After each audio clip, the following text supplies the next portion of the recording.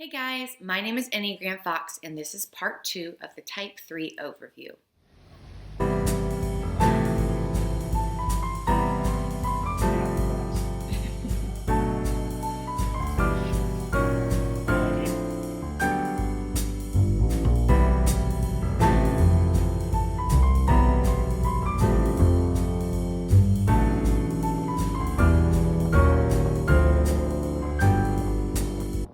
So type 3s are a part of the heart or the feeling triad.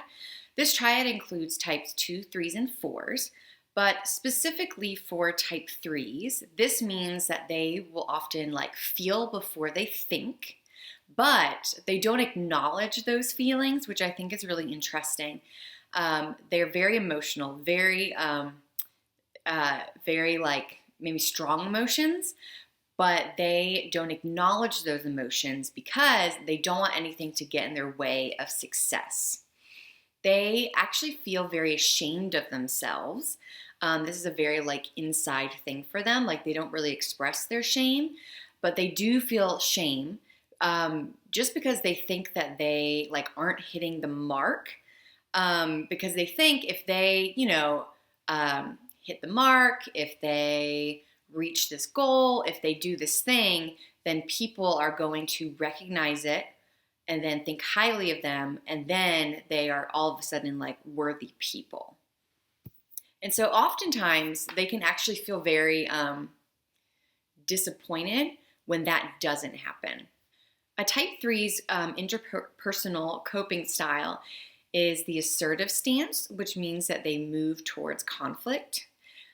Specifically for a type 3, this means that they have no problem changing who they are in order to get ahead or to be admired. They also often expect others to acknowledge and praise them for their accomplishments. So, for example, I had a friend many years ago, and this friend did something that was legitimately a cool thing. And instead of just saying oh, I did it and I'm so excited that I did this, my friend instead showed me, pointed it out to me, and was saying things like, look what I did. Isn't it amazing what I did? Don't you love what I did? Literally trying to get me to give my friend a compliment. And I eventually did. I eventually just said, yeah, that's really cool. I think that's really awesome what you did. But that's an example of what a type 3 might do in order to get your compliment or your admiration. A type 3's relational style is attachment.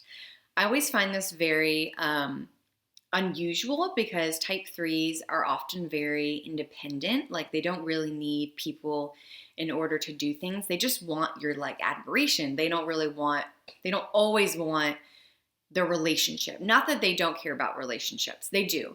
But I just find the attachment part a little unusual. But this means for a type 3, not only do they want to feel attached to a person, they will often change who they appear to be, and this includes their own values, in order to get their need of attachment met.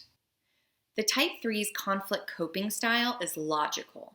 This means that they can put their emotions aside to accomplish a goal, which kind of thinking about the feeling triad that they are a part of, this makes sense. They can put those emotions to the side so they can do something that they feel like they need to do. They can oftentimes put success or achievement over a painful feeling or even stress. And so this is kind of when it's not a good thing for them to put their emotions aside. Sometimes, though, it is that good thing because there are things that we need to do in life. Things like getting up to go to work when you don't feel like it or you're having a bad day. And a type 3 can just put those feelings aside and say, I need to go to work today. So I am not a therapist or a counselor, but I did want to include some practical tips for when a type 3 can seek help or change something. And that is when type 3s find themselves making excuses to get things done instead of taking care of their own mental or physical health. So for example, if you find yourself saying things like, I need to get this project done instead of X. So when that happens, that's a good time to change things. And of course, that's not in all situations. Sometimes you do just need to put your emotions aside and get something done. But if it's happening like over and over again, especially in like a short amount of time, like within a week or a month or even just 6 months, and you're constantly doing that, that's a good time to reach out and find someone to give you advice or make sure you're changing something about your lifestyle. In all of my studying of the Enneagram, I found some really good, like practical growth steps for type 3s. And those steps are like first, like spending time with people who matter the most to you. And when you are spending time with them, try not to focus on like their accomplishments or lack of accomplishments. So basically, don't just try to be like, hey, how's that, thing you're really passionate about going? Like, and trying to see like, I don't know, if they've like finished their to-do list, anything like that, anything in that realm. Try to stay away from that and instead just focus on how these people are truly doing. So focus on them, ask them like, how are you? How are things going? Like, how are you feeling about this? And choose to listen to them.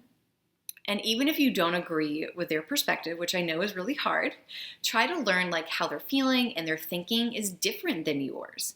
Because there may actually be a way that your differing perspectives are going to be helpful to each other. Guys, thank you so much for watching this video today. I hope it was helpful for you if you have a type 3 in your life and you want to love them better, or if you are a type 3, I hope this helps you like love yourself a little bit more. I know not everything about the Enneagram is really like glamorous and wonderful, and it's not just like talking about how great you are. Sometimes it talks about like your struggles, and so I understand that it's not always pretty. It's not always what we want to hear. So if this was helpful for you, please like and subscribe to these videos.